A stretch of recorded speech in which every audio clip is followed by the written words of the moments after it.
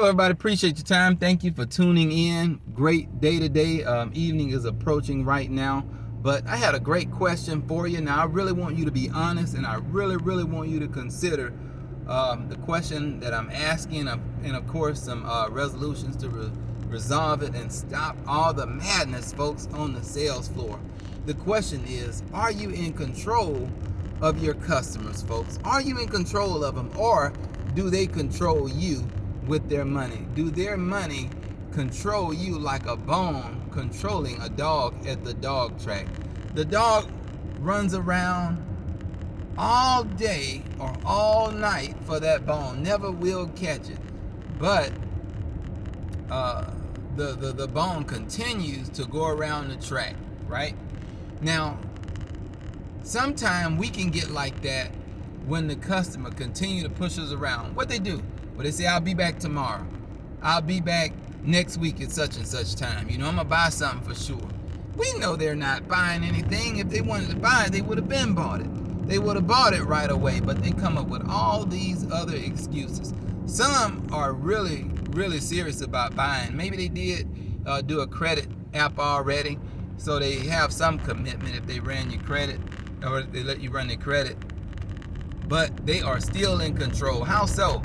Well, they say they have to go somewhere, or they have to get someone else's opinion. Maybe they waiting on the decision of a spouse. All those are just excuses, folks, because if somebody really wanted to buy something, let this car in. If somebody really wanted to buy something, they will buy it. And maybe they do want to buy it, but they just not sure right now. Maybe they are still halfway on the fence, as many say. They are just not ready yet, and they keep giving you all their excuses, and they continue to be in control of you. They also be in control of your time, and they are also in control of your family. That's right, when they take up all your time. When you were supposed to get off at 4 o'clock or 4:30, and you out at 6 o'clock, 7:30, you're waiting on them still. They come up with all these different things. At this point, you are not in control, folks. Now, of course, I know you want to be nice, and I know you want to be generous, and I know you want to show some patience, because you know that they can just go anywhere and buy that product. And I know that there are tons of different stores that are selling the same thing you have, whether it's cars, whether it's electronics, whether it's furniture, whether it's whatever it is that you're selling. They can go and get that anywhere. So, how do you stop them from doing it? How do you gain back the control? Well, we must let the customer know that they must respect us.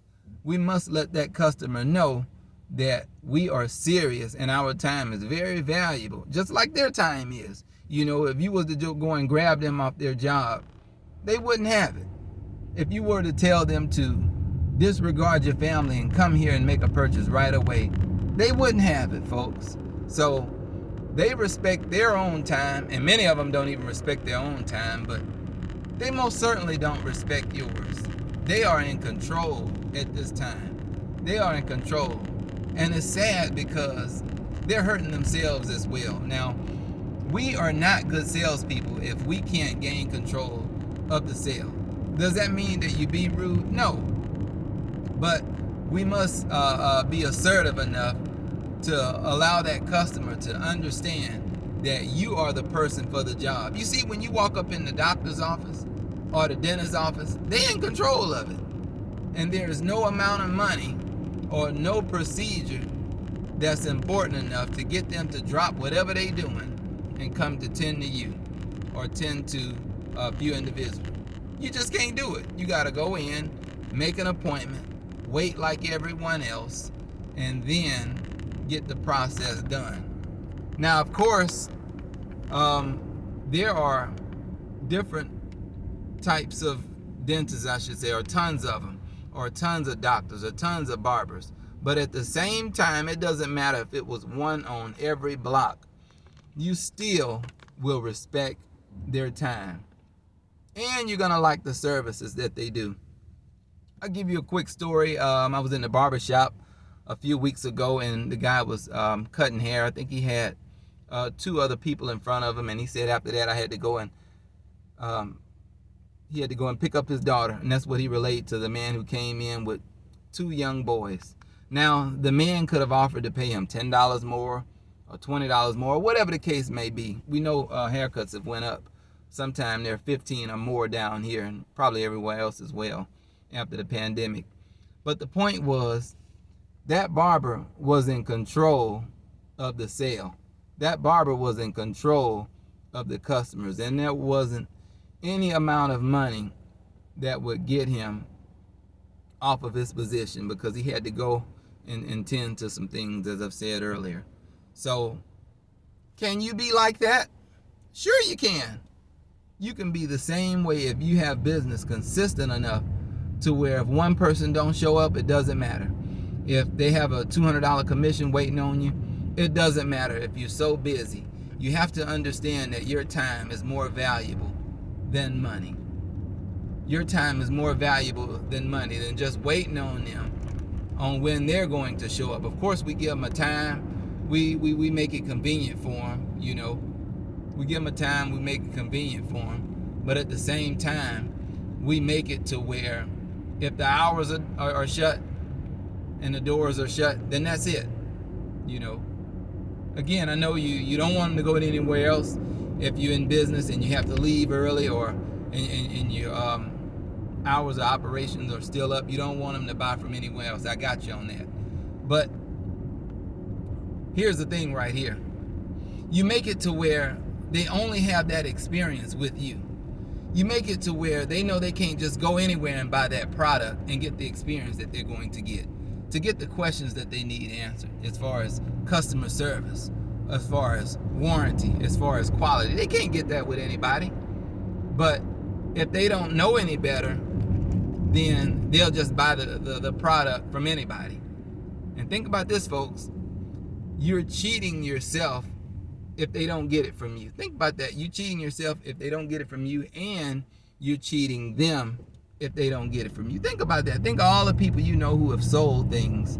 They don't really care to go over the specs with the customer. They don't really have the personality like you do, like you've been put there to do. But they buy it from somewhere else anyway and don't have that experience. It's all about experience. It's all about the opportunity that they receive to get a good experience. So I want you to think on that, folks, as well.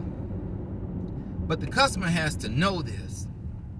Customer just can't just run around, grab you by the ear, tell you they're coming back at 4 o'clock, 5 o'clock, with no regard or concern for what you have going on. All right? We have to get them to respect our time.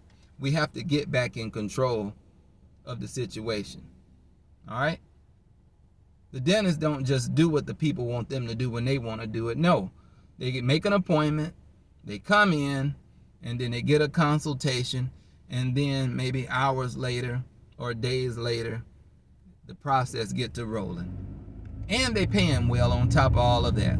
And then on top of all that, they respect them and then thank them. All right? Hopefully, you'll be able to do the same thing. Leave me some questions, comments below, folks. Signing off.